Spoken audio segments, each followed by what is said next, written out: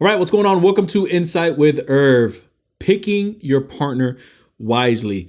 This is probably going to be one of, if not the most important podcasts that I make, because I know that it's going to impact so many people, regardless of where you're at. So if you are looking to get married, if you are like single, if you are actively looking, even if you're married and you're just in that spot. Like we've all been there, just in that tight spot, and you have no idea, like, dude, should I continue on this route or should I exit? Now, I'm not going to tell you which one you should do, right? I'm not going to tell you, hey, you should get married right now. I'm not going to tell you, hey, you should get divorced. Hey, you should stop being single. Hey, you should be single.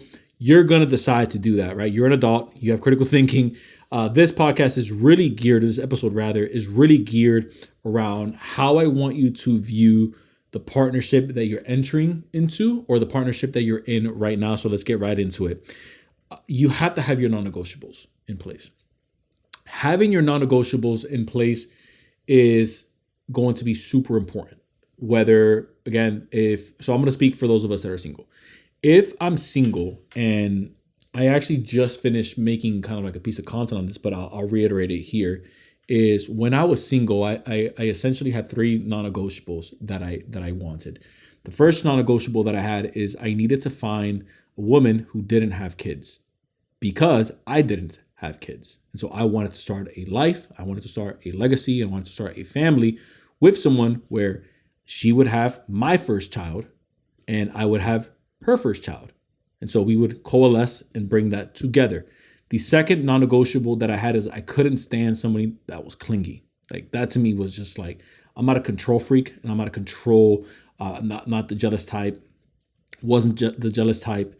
And I just couldn't and I couldn't figure out, why would somebody want to control me if I'm not trying to control you? Like, go do your thing, right? I'm good. Go hang out with your friends. I'm good. Obviously, there's that boundary of respect that we don't cross on both sides. But I don't understand why I have to respond to you as soon as you text me. I don't understand why I have to call you back, especially if we're not exclusive, right? Mainly, remember, I was single at the time. I don't understand why I have to call you back within 10, 15 minutes or within 5 minutes just because you think that I'm out there doing something. Like that to me, between a jealous woman and a woman that was clingy, I just couldn't have that. And the last thing that was a non-negotiable for me was I just needed someone who understood and had the same core values that I did, which was they believed in God specifically. They believed in just that Jesus is just the cornerstone of the family mark. They believed that Jesus came and they died on the cross for them. Now, I did talk to women who that wasn't the cornerstone for them and that wasn't the core value for them. And that was cool. Like, we're cool, right? But that was just someone that upfront, hey, I don't think that this is going to work out for us. Right. And so I think that now that I'm thinking about this, I think that this would have been a cool episode to bring my wife on to get her perspective on this, because I was literally talking to her about these non-negotiables of what these were. And she remembers them as well, because when we were, starting to date 22, 23, she remembers this conversation happening. So for those of you that are single, write out essentially those non-negotiables of what that person is going to have to deal with if they get involved with you. Notice that on there, I didn't list anything about looks. Notice that on there, I didn't list anything about how much of a stallion she has to look like. Notice on there, I didn't list color her hair has to be. Those are preferences. I'm referring to negotiables, non-negotiables. Non-negotiables are things that they're going to have to deal with you and how you view the world. And if their views, again, align with what you want out of life.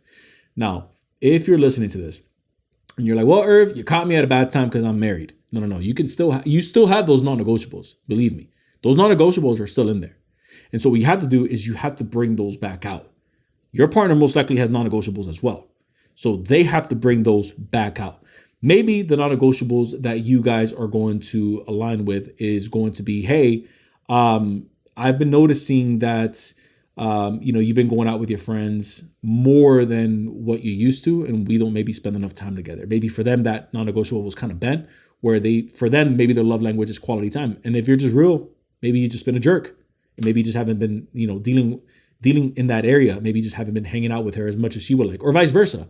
Maybe you just haven't been helping him out in that journey. If he wants to work a little bit more, and maybe his non-negotiable is, hey, my non-negotiable is I want to be able to, put at least 50 to 60 hours into my business or into my career. And I've kind of been putting that aside, and our family is suffering. Maybe we're not living in the best neighborhood. Maybe we don't have all of our finances together. Like if you just kind of, were eye to eye with me on this, I can go out there, I can produce, we can move into that next ladder or next step into our life. So that conversation is not going to be easy, but talking about non-negotiables is important. Now, don't confuse this with permission. It's not permission, right? And this is a little bit harder for those of us that are married, because remember, when you're single, you could set this up on the second date, third date, fourth date, like whenever that is. You can do this during the talking phase. When you're married, sometimes it feels like you're asking for permission, and that can get a little bit awkward, especially when you're trying to do something that is going to really help the family nucleus out even more. Hey, I want to sign up the kids into maybe an after-school program. One of them is maybe struggling with math, right? That could be maybe a non-negotiable that, hey, one of my non-negotiables was I wanted to really help my son out, that he wouldn't struggle or feel a grade the way that I did. And that's important to you. Maybe you kind of need to rekindle that with your partner. And so that's like another example that I want to give for those of us that are married, but that's super important.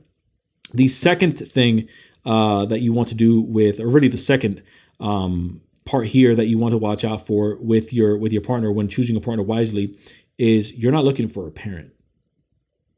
I see this a lot, and I saw this a lot when I was dating, and when I would see my friends date, and they were looking for parents.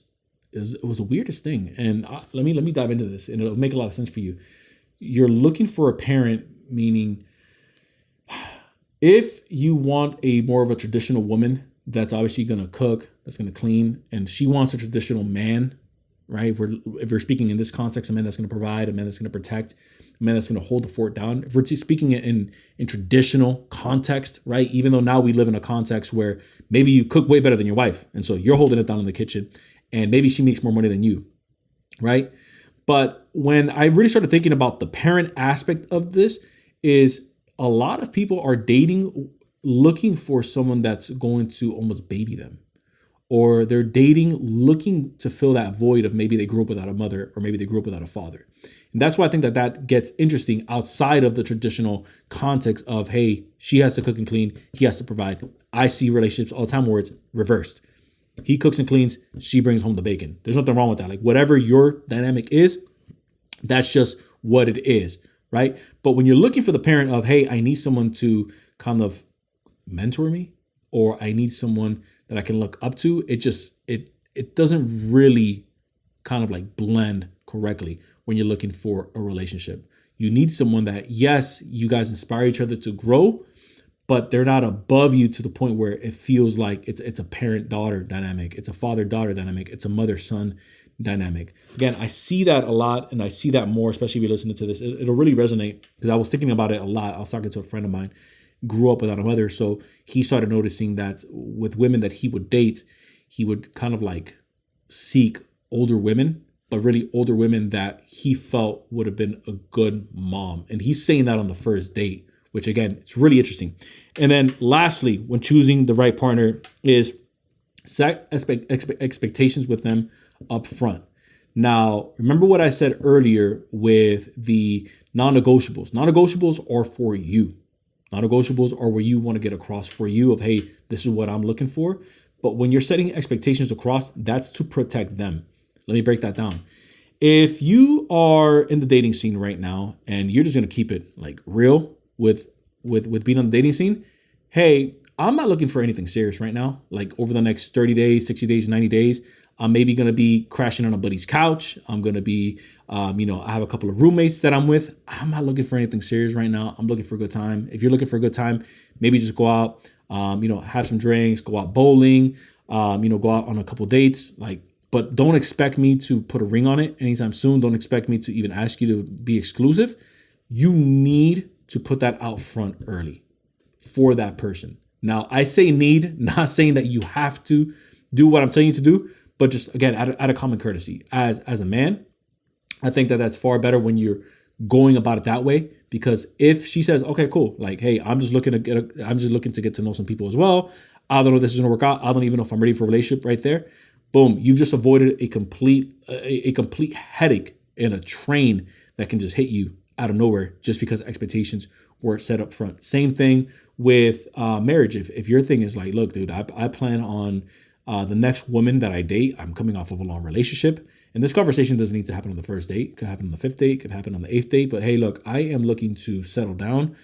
So the next woman that I am looking for is a woman that I think is going to be my wife, is a woman that is going to be able to put up with me when I'm working long hours. It's a woman that is going to be able to kind of, be by my side and really hear me out when I'm going through some of the things that I'm going through in life, and just let them know up front.